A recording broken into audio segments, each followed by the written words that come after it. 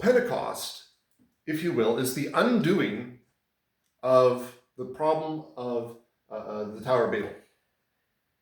So it's undoing it in the sense that God is unifying people, not according to the law, but according to grace. So all people in the church are coming together so that we may work as one. I'll say this hasn't worked terribly well because we're still sinners in the church. But we've tried to work together. One of the major issues has actually been in some of the early discussions over the nature of Christ and the nature of the Trinity. So the historical language for us is there are 3 persons in the Trinity, but one substance. You have one God in 3 persons, or one essence in 3 persons. But that is still more the Western Church type of language, because in the Eastern Church, the language was flipped. So one person, 3 essences, and it's like, wait a second, what? So we thought that each other, well, certain people, as they were discussing these things, thought that the other side was heresy. But eventually we came together and were able to work out some aspects of this. But it's still a matter of contention exactly what do we mean by our doctrinal speech. And part of the issue was, the Eastern Church was speaking Greek and the Western Church was speaking Latin. So how do you communicate between the 2 languages? I'll also point out that even when we get to the Reformation,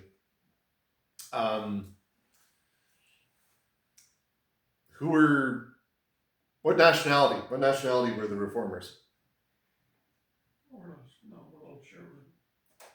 And? German. No, what about the other Reformers? Swiss. It's getting closer. What language would some of the Swiss be speaking? German. French. Yeah, because one of the main reformers is John Calvin, who was himself a Frenchman, and he found a following in Switzerland, French-speaking Switzerland. The Swiss themselves were actually German cantons, so even the French-speaking ones were still German ethnically. But you get the Saxon Germans, that would be more Luther and the Reformation surrounding him. You have John Calvin, who's leading it like on the side of France and a lot in Switzerland. Before him was also Zwingli, but I'll skip over him for now. But what about the other reformers? There are more. Well, one's a proto-reformer that I don't think you'll get, but there are other reformers that are speaking in a very familiar language that you know. Oh, like later ones, like North American ones, speaking English? No. Not North American, Okay. but English. English, yes, the actual English.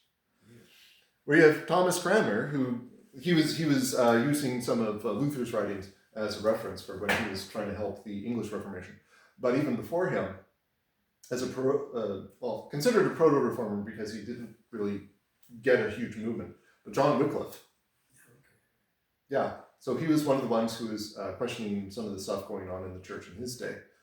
And Wycliffe was also informing, and this is the other one that I was thinking of, Jan Hus. And he was actually Czech.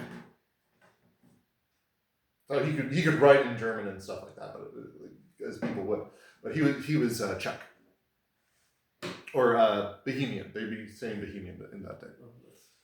Yeah. So you have a whole bunch of different people and not speaking. Well, they would be speaking in Latin because these are very educated individuals, but they would be trying to think through problems in their own particular languages. So one of the major achievements that Luther did was translate the Bible into a German language that the people could understand. There had been a couple of German translations that were written before him, but they were not terribly good. They were the ones authorized by the Catholic Church, so the Catholic Church also didn't really care if people actually read them. But when Luther was trying to figure out, well, how do I actually translate this? He was going out trying to figure out, well, how would anybody say or use this word? And he would have to translate accordingly.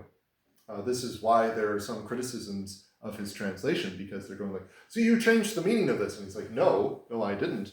I was trying to capture the actual meaning that people actually say. So the only way to actually express this in my language is to insert this word so that it makes sense. Yeah. Yeah, so Luther was arguing for what's called a dynamic translation, where you try to translate more meaning for meaning, slightly more meaning for meaning. He had a very word for word translation in certain respects, but meaning for meaning rather than just word for word. Yeah. So that was also part of the issue, was how do we how do the people understand what's going on?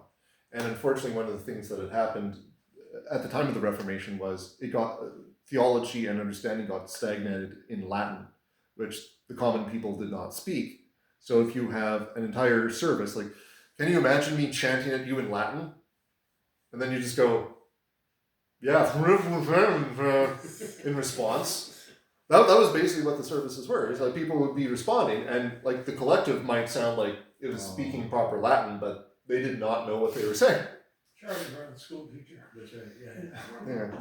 Yeah. Oh yeah. So unfortunately, like the actual meaning, and the meaning here is also part of the gospel.